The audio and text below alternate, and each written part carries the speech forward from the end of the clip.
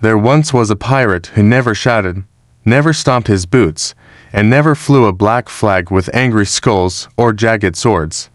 Instead, he wore soft blue linen, tied his hair with sea-colored ribbon, and carried a notebook instead of a cutlass. A pirate not feared, but quietly followed by whispers of curiosity across the vast and dreaming sea. His name was Captain Ellory, though most who spoke of him simply called him the gentle pirate, for he sailed not to steal, but to listen, to gather forgotten tales and sunken memories, and his ship, called the Memory's Wake, moved over the water, with such grace that many believed it had no weight at all, like a thought passing through a dream. The sea he sailed upon was not like other seas. It was the glass sea, named not for its clarity alone, but for the way it reflected the world so perfectly that sometimes it became hard to tell what was sky and what was water, what was memory, and what was now. It was a sea where echoes whispered through the waves, and where old ships, lost long ago,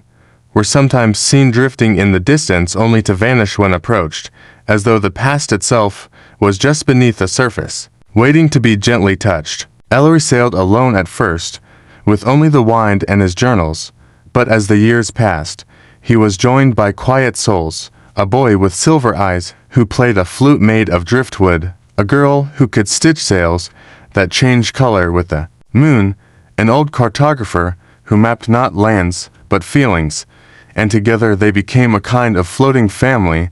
drifting from island to island, not in search of treasure, but of people who had stories too heavy to carry alone. They would dock quietly at night, setting lanterns along the docks, not to light the way, but to say, "We are here, and we will listen,"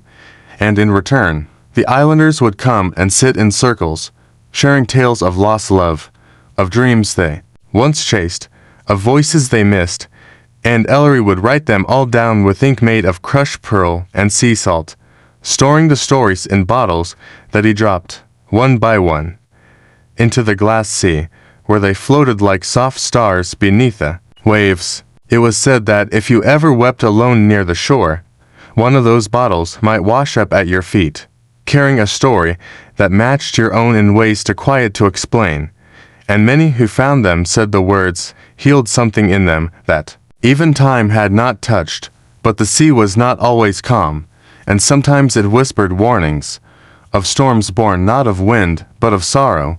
of shadows in the depths made from old regrets, and once a great stillness fell across the water,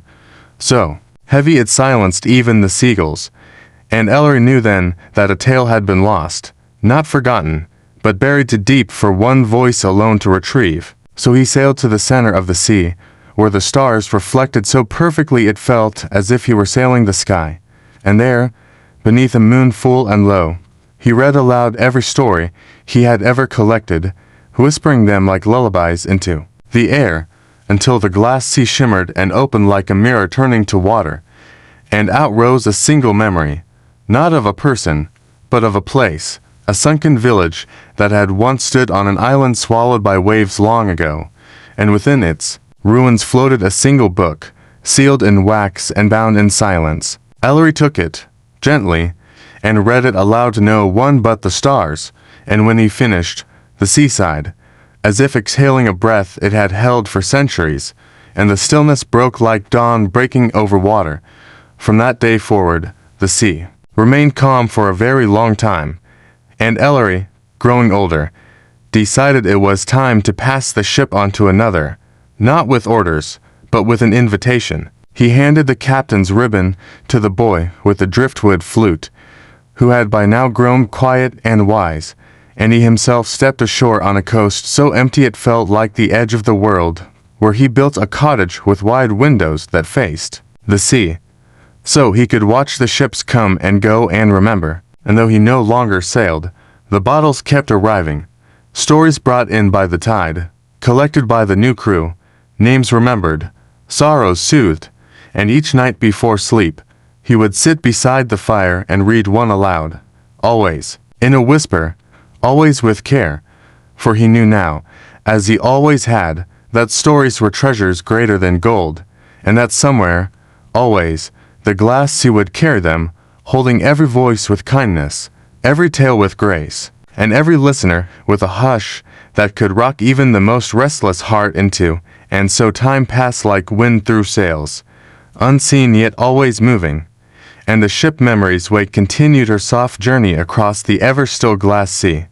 Now, guided by new hands that held the same care, the same reverence for stories as Captain Ellory once did, though his name was now spoken more like a legend than a man, like a whisper passed between waves. The boy with the driftwood flute, now called Captain Solon, kept no maps, for the sea itself seemed to guide them, the wind carrying scents of salt and jasmine,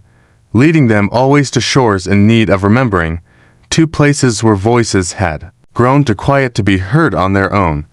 And with each journey, they gathered more souls, not crew in the usual sense, but gentle-hearted wanderers who had once been lost and now chose to help others be found. And among them was a girl who dreamed in forgotten languages, a cook who only prepared meals based on the emotions he sensed from those aboard,